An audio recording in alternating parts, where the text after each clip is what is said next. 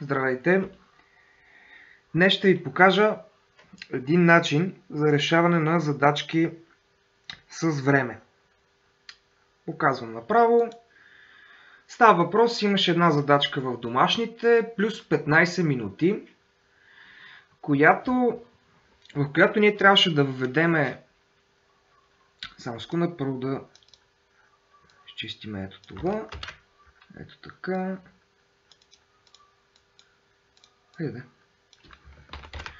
Така, ето това е въпросната задачка с нейното решение.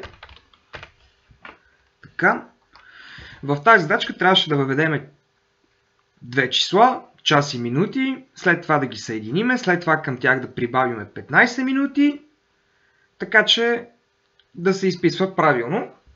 И сега може да тестваме това нещо. Значи, това е оригиналното решение на задачата от самото домашното, което беше. 1,45, тук ми изписва 2,00. Така, както виждате, въпросната задача е 1, 2, 3, 4, 5, 6, 7, 8, 9 реда решение, грубо казано. Има по-лесен начин за решаване на такива задачки и това е класа TimeSpan. Ето това нещо. В класа TimeSpan съхраняваме време. То е за изчисление на време. Всякакъв вид време, години, дни, часове, минути, секунди и така нататък. Нещо като Daytime, но за изчисление ще го разгледаме сега как става. Значи във въпросния код първо ще минем ред по ред, след това ще обясняваме. Значи първото, което правиме е да изискаме от потребителя да въведе часа. Следващото, което правиме е изискваме да въведе минутите. След това, понеже аз съм ги въвел като интове, тези числа, аз ги преобразувам в TimeSpan часове. Тоест TimeSpan да знае, че първото въведено число е час. Е самия час, защото той реално не знае какво е то, когато е така въведено. И това какво правим? Създаваме си, започваме с TimeSpan, именуваме си я и казваме, че first time от класа TimeSpan е равно на TimeSpan dot и тук му казваме сега това нещо hours какво е. И ние му казваме, че то е TimeSpan dot from hours. Т.е. това нещо тук е от часове. И също нещо правим и за минутките. След това какво правим? За наше улеснение TimeSpan, когато сумираме часове и минути, той автоматично ги съединява и ги превръща в валиден час. И какво съм направил аз? TimeSpan, Total Time и съм си ги събрал. Това нещо, First Time и Second Time, за да се получи валидният час.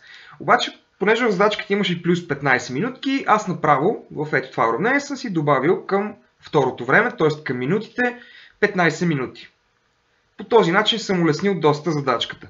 При изписването, форматиращите стрингове за Daytime, които бяха, например, date, две точки, хайде, без такива, date, две точки, dd или hh, mm, тези не работят.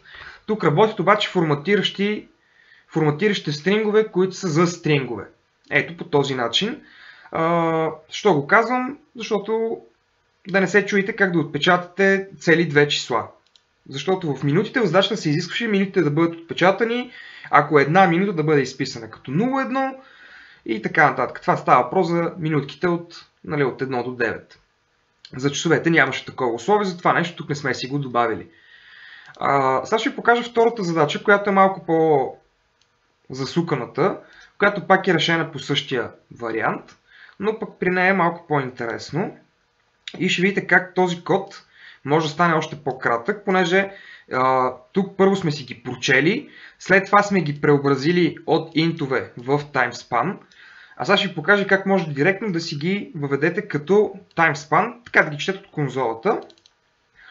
Ето това е въпросната втора задачка, която е ето тази. Тя е задача номер 3 от изпита. Сега, не знам дали точно този пример е най-добър, за да ви покажа, че е най-кратък и е най-лесно за решаване с TimeSpan. но има по-лесен начин, за да се преодолеят всички тези if-ове и цялото нещо да бъде направено с две проверки. Това питах един от лекторите, защото наистина ми се стори, че може да има и по-лесен начин. Той ме подсети, че наистина има по-лесен начин, но този по-лесен начин ще е изключително трудно да ви го обясня и трудно за разбиране на този етап. Може би от следващия модул вече ще стане още по-ясно, но пък там ще учим съвсем други неща, както и да е. И каква е въпросната задача? При тази задача ние имаме един изпит, който е в точно определен час. Да приемем, че е в 10:30. Имаме студент, който трябва да дойде на този изпит. И сега, какво се изисква в задачата от нас? Ако този студент дойде до 30 минути преди изпита, ние трябва да изпечатаме early и колко точно преди изпита е дошъл. Става въпрос, ако е до 30 минути. Нали? Всъщност, ако е до 30 минути е on time. Тоест е по-добре. Ако е дошъл повече от 30 минути преди изпита е early и трябва да отпечатаме с колко точно отгоре е дошъл. И естествено, ако е закъснял за изпита, изписваме че е закъснял за изпита и с колко точно е закъснял. Виждаме се четат 4 числа, час на изпита, минути на изпита, час на пристигане на студента, минути на пристигане на студента. И от нас какво се изисква? Ето тук имаме как трябва да се отпечатат въпросните неща, ако са минути ако са часове и така нататък. Първото, което правим е да си видим примерчетата. Виждаме горе-долу как трябва да се изпринтват самите неща и преминаваме към задачата, като си следваме условието. Ето по това. Идваме тук и ето по този начин. Аз съм си прочел 4 числа.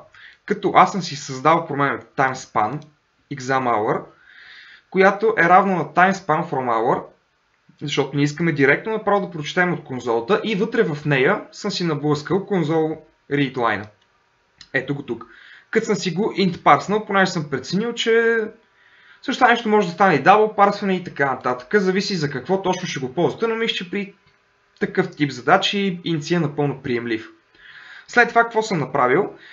Понеже това са часове и минути. Часове и минути. А аз искам да си създам точен час, който да ги съхранява. Тоест, ако това е 1, а това е 30 минути, аз искам да стане 1:30 и затова ще съм си създал втора променлива.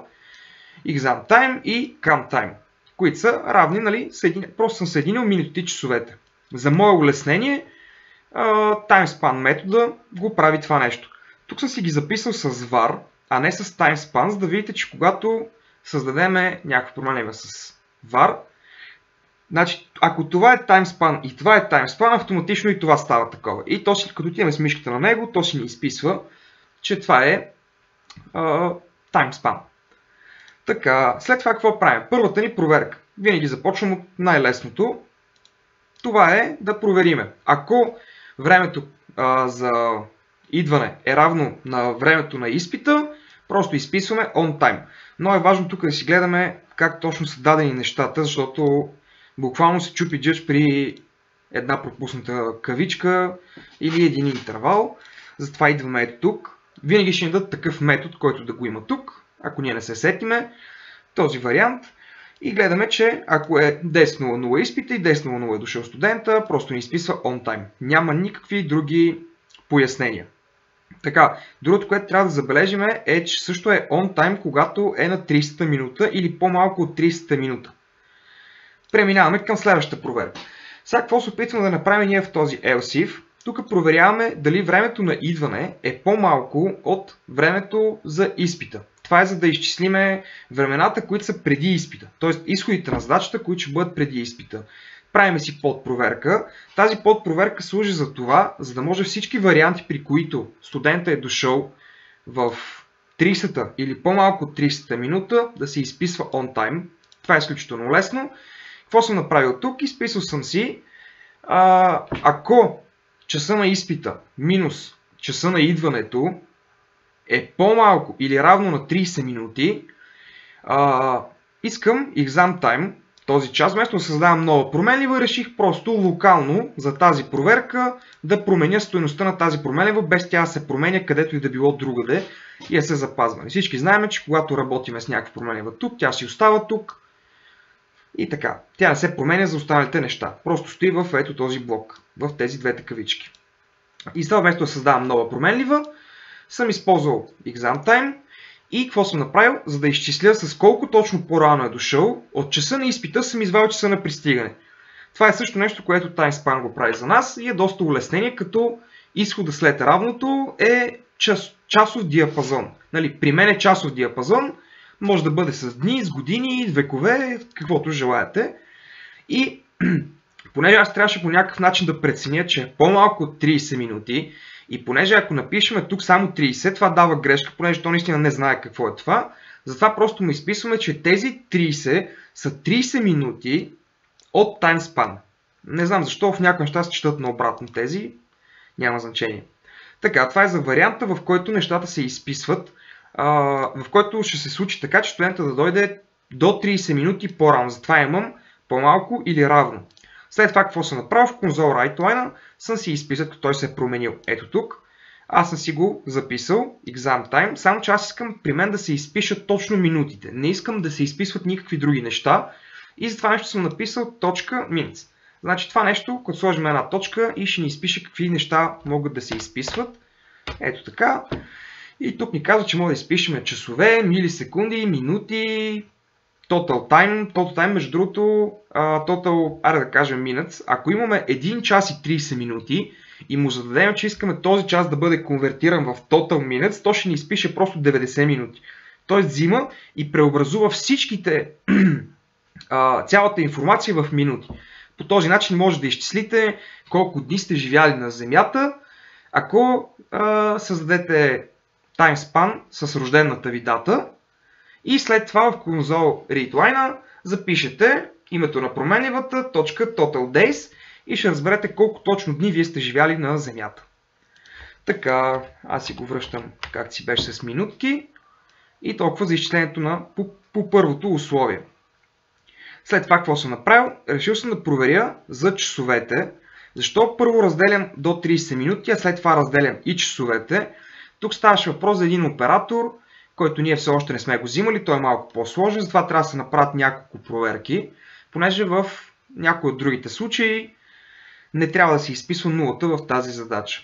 И тук какво съм направил? Казал съм на задачката, че ако часа на изпита минус часа на идване е по-голям от 30 минути, това е за да изчислиме диапазоните, в които е над 30 минути дошъл по-рано, защото това не е on time, а е подранил просто за изпита, защото до 30 минути подраняване е окей. Ама ако си дошъл повече от 30 минути, какво ще правиш там? Само ще се мотаеш в краката на организаторите. Общо взето. И това нещо, exam time минус cam time, е по-малко или равно на 59 минути. Защо го правя това така? Защото ако изпиша директно този вариант в конзол WriteLine да се изпишат часове и минути, ако нещото се случи по-рано от 1 час, то ми изписва 0, 2 точки и минутите. А при нас това нещо не се изисква, изисква се да се изпише, ето го, искат да изпишеме само минутите. Значи това нещо с форматиращите стрингове, с форматирането за datetime не става, с форматирането не става точно както бих искал да стане. Става с въпросния оператор, за който казах, че няма да говорим, затова сме направили две допълнителни проверки. Това нещо първо ще ми провери дали е дошъл между 30 минута и 59 минута, за да ми изпише само минутите. И след това ще направи проверка дали е дошъл над 59 минута, когато това вече е 1 час, защото 60, когато Соник удари точно 60, се конвертира в 1 час. И тогава вече ще ми изпише часовете, ето ги тук, плюс минутките.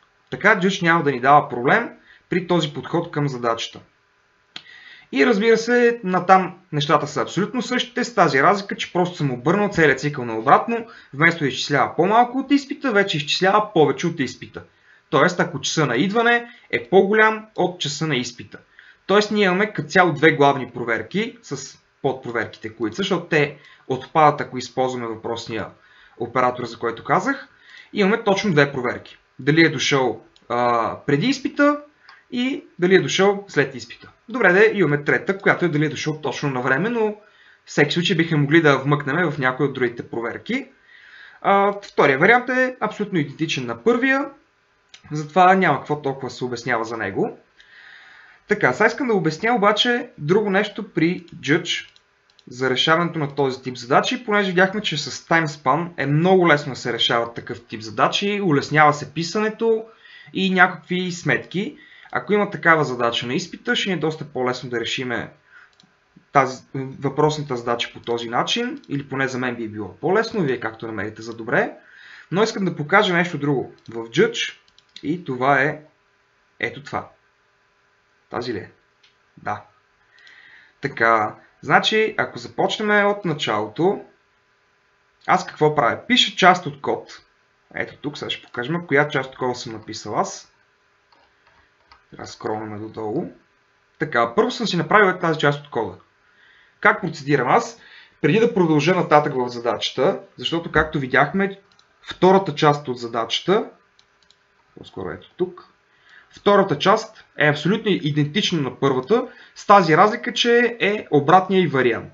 Затова, вместо да напиша цялото и да се чуда, защо не работи и после минавам да го преправям навсякъде, пиша малко по малко и вместо да дебъгвам, пускам я в Judge. Judge автоматично ми показва грешката. Ако в някой от нулевите тестове имам грешка, която може да ми се покаже, ето тук, например, аз виждам каква е грешката и си я коригирам.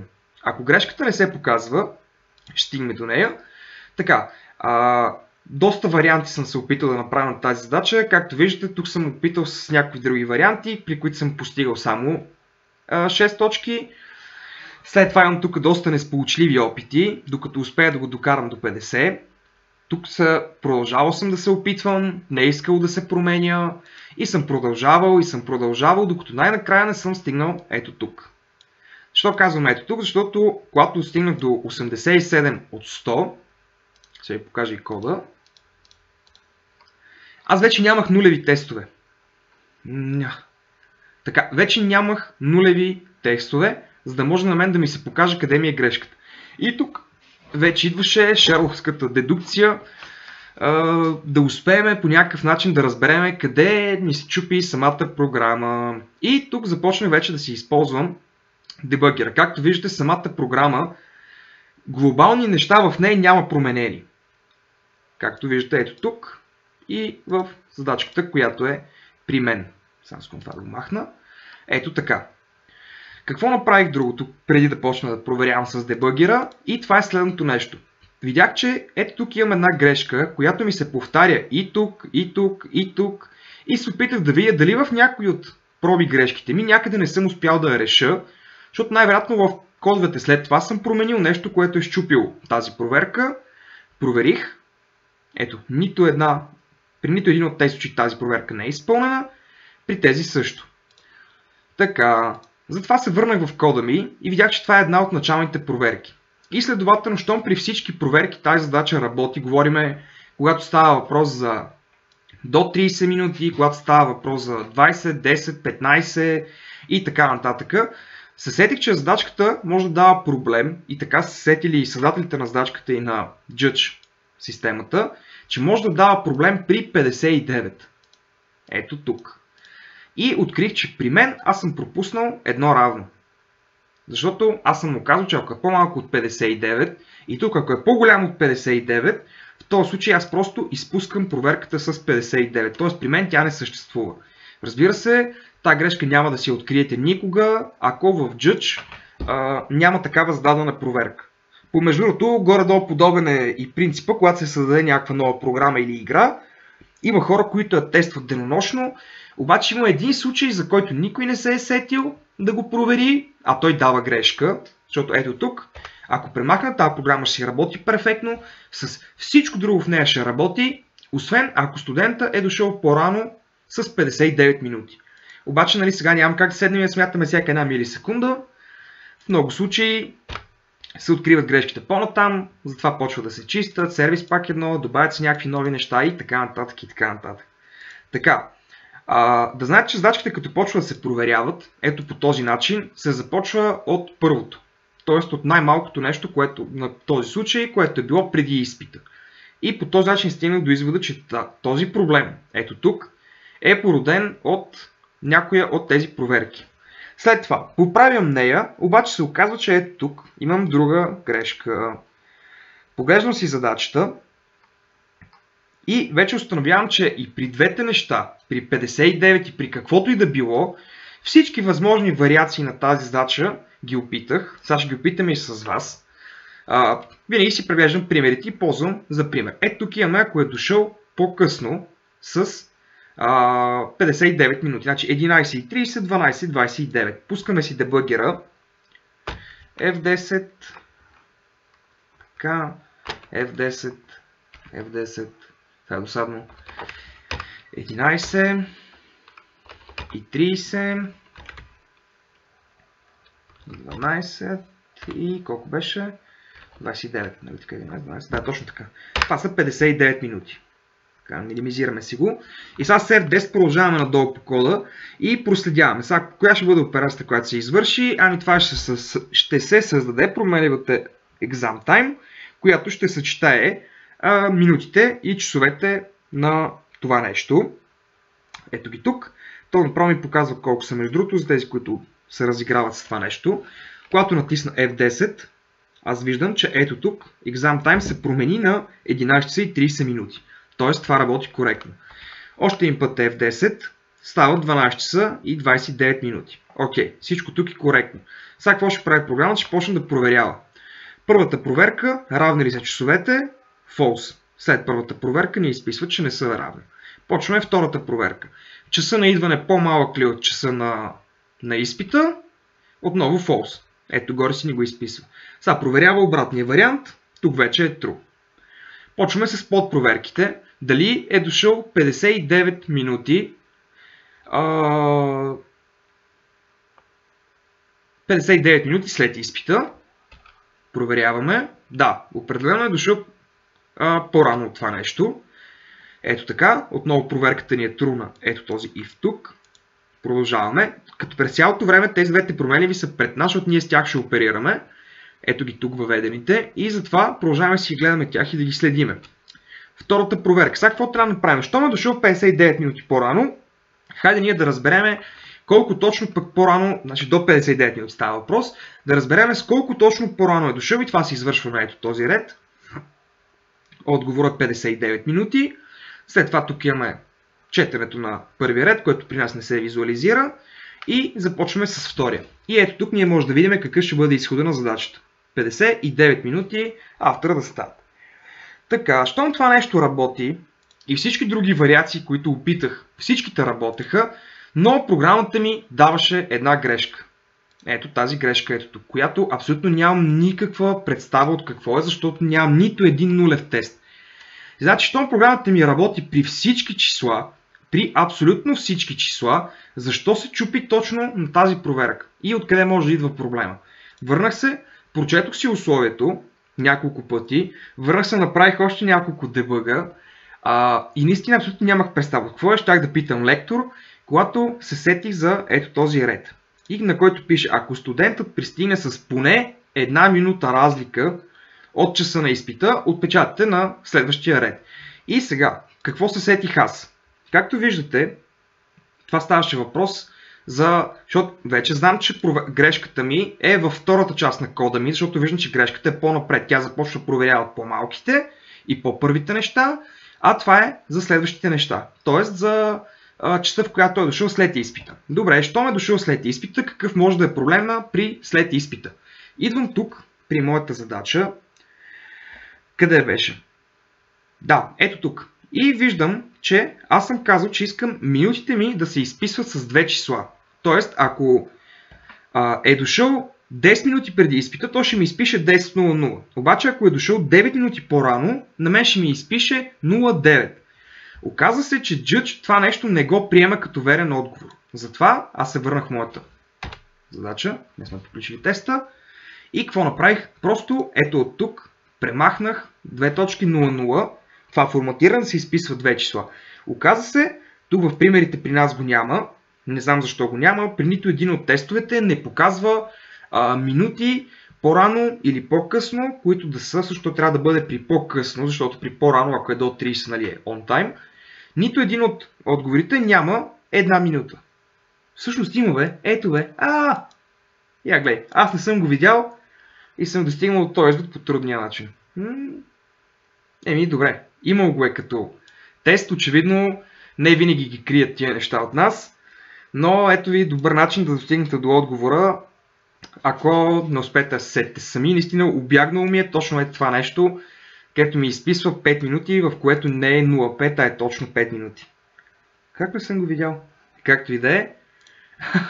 Добре. И какво съм направил аз? Върнах се ето тук, премахнах си 0,0 и програмата ми заработи повече от добре. 100 от 100%. Как не съм го забелязал, бе? Леле. Добре. Ами чудесно. За тези, които са по-гледали от мен, най-вероятно ще се забелязали това нещо и нямало да имат такъв проблем. Но пък ако на някой друг изпит ви липсват такива примери, ето ви метода, по който да успеете да си ги решите, понеже за да решаваме правилно задачки, до някъде трябва да разберем и как работи самия Judge.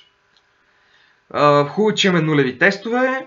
Също е хубаво или лошо, не знам, зависи от гледна точка, че не ни показвате реалните тестове, защото всеки един от нас би си ги извел с казал WriteLine.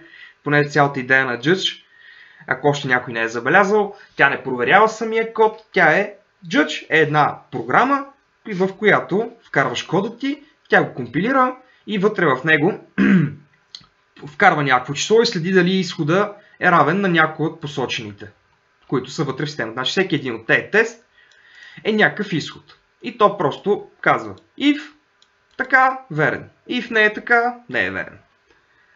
Така че още един път, в който разбрах как работи. Как не съм го забелязал? Добре, сериозно ли? Както и да е. Добре, няма значение. Това съм го изпуснал. И толкова за решаването на задачки с TimeSpan. Може да решавате доста по-интересни неща. Помежду аз първи път, когато открих DateTime и TimeSpan, първото нещо, което направих из двете е да пресметна колко дни съм живял на Земята. Това ми беше първото нещо, което успях да направя. Второто беше да пробвам да видя дали мога да пресметна на кой ден от седмица съм се родил. Това стана, после казах на повечето ми познати в кой ден от седмица са родени. Не, че няма такива написани приложения, но пък що па да не си направим и ние такива. Имам си една такава програмка някъде. Както и да не ви занимавам. Толкова за това, поекспериментирайте, доста лесно се работи с него, има доста повече неща. И като цяло наистина е по-лесно решаването на такъв тип задачи с време. Толкова от мен. Ако имате някакви въпроси във форума или на iOS, знаете къде ме намерите.